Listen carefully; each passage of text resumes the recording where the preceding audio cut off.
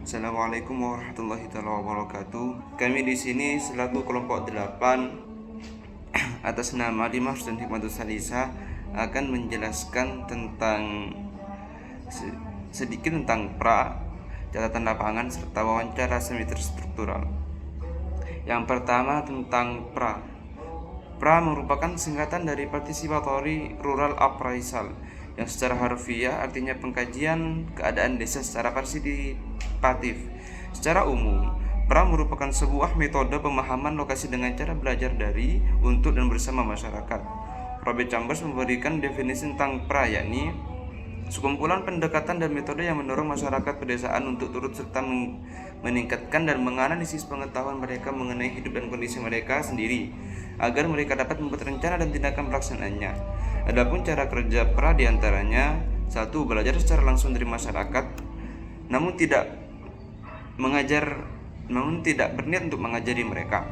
Yang kedua, senantiasa bersikap luas dalam menggunakan metode, mampu mengembangkan metode, menciptakan dan memanfaatkan situasi, dan selalu membandingkan atau berusaha memahami informasi yang diperoleh serta dapat menyelesaikannya dengan proses belajar yang tengah dihadapi. Yang ketiga, melakukan komunikasi multi arah. Ini menggunakan beberapa metode, responden atau kelompok diskusi dan peneliti yang berbeda untuk memperoleh informasi yang akurat. Yang keempat, menggunakan sumber daya yang tersedia untuk mendapatkan informasi yang bermanfaat dan benar. Senantiasa berusaha mendapatkan informasi yang bervariasi, menjadi fasilitator pada kegiatan-kegiatan diskusi bersama masyarakat, bukan bersikap menggurui dan menghakimi, berusaha memperbaiki diri, terutama dalam sikap, tingkah laku, dan pengetahuan, berbagi gagasan, informasi, dan pengalaman dengan masyarakat dengan pihak-pihak pelaksana program lainnya. Adapun prinsip kerja pra diantaranya: 1. Mengutamakan yang terabaikan, seperti halnya mengajak diskusi masyarakat yang ekonomi rendah dan wanita. Yang kedua, prinsip penguatan masyarakat, artinya meningkatkan kemampuan masyarakat dalam menganalisa keadaannya dan meningkatkan taraf hidupnya secara mandiri dengan menggunakan sumber daya setempat dan menjauhi masyarakat dari ketergantungan mereka terhadap pihak luar. Yang ketiga, prinsip masyarakat sebagai pelaku dan orang luar sebagai fasilitator. Yang keempat, prinsip saling belajar, berbagi bersama, menghargai perbedaan dan menemukan keragaman. Yang kelima, memutar kembali proses belajar masyarakat. Yang keenam, prinsip belajar dari kesalahan dan memperbaiki kesalahan-kesalahan. Yang tujuh, prinsip terbuka, santai, dan informal. Yang kedelapan, prinsip orientasi praktis, artinya pra ini lebih berorientasi kepada pemecahan masalah secara praktis. Yang sembilan, prinsip triangulasi, yakni sistem cross check dalam pra agar mendapatkan informasi yang akurat. Yang ke-10, membangun kesadaran kritis masyarakat dan tanggung jawab. 11, prinsip berkelanjutan dan selang waktu, artinya setelah pra dilaksanakan, pra harus tetap dilaksanakan kembali dengan selang kurun waktu tertentu sebagai metode pengkajian untuk monitoring dan juga evaluasi. Adapun persiapan dalam proses pra yakni dibagi dua. 1. Persiapan wilayah atau lokasi meliputi tempat kegiatan dan waktu yang kesepakatannya dilakukan bersama warga serta pengumuman dan undangan kepada warga. Yang kedua, persiapan tim yang terdiri dari luar masyarakat sebagai fasilitator dan wakil-wakil masyarakat dari disiplin yang berbeda-beda. Isu-isu penting yang dibahas dalam persiapan tim diantaranya menentukan informasi yang akan dikaji, menggunakan teknik pra yang akan digunakan, menentukan dan menyediakan bahan pendukung dan media, pembagian tugas dalam tim fasilitator untuk proses yang partisipatif yang meliputi pemandu diskusi, pemerhati proses, pencatat, serta penerjemah. Yang pembahasan kedua yakni mengenai catatan lapangan.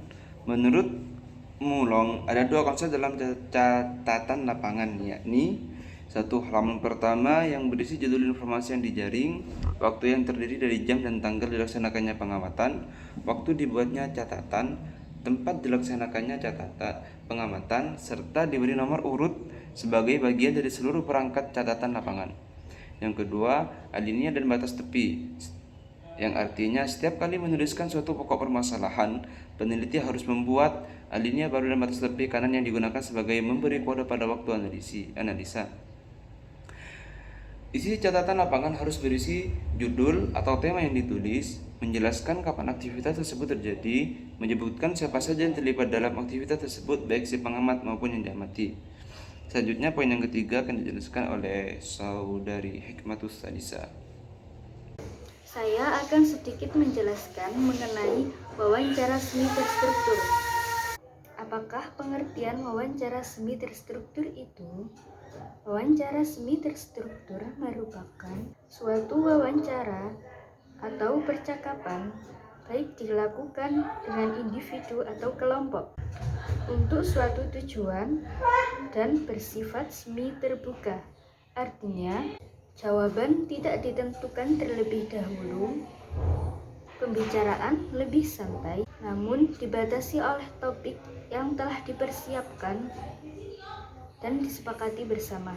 Kemudian, apa tujuan dari wawancara ini?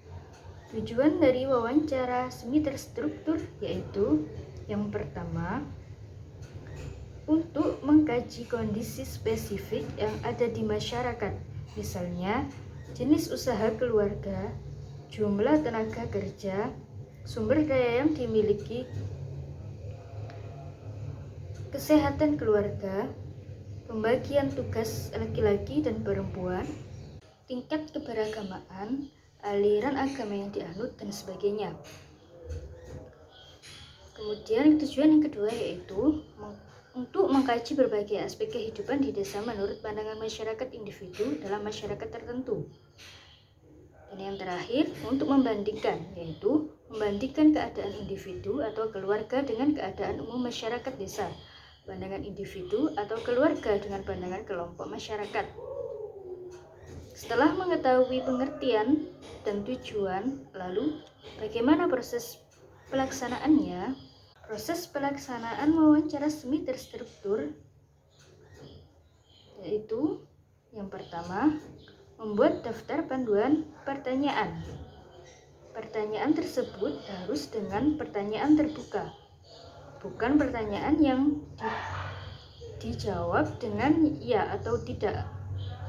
Kemudian yang kedua, mencari informasi tentang pengertian istilah lokal. Yang ketiga, membuat daftar orang yang layak diwawancarai. Kemudian, melakukan wawancara. Lalu, mulai dengan memperkenalkan diri dan tujuan wawancara. Kemudian, mulailah dengan pertanyaan yang umum, baru ke khusus. Dan yang terakhir, menulis semua jawaban secepatnya sebelum lupa. Demikian presentasi dari kami. Kurang lebihnya kami mohon maaf. Wassalamualaikum warahmatullahi wabarakatuh.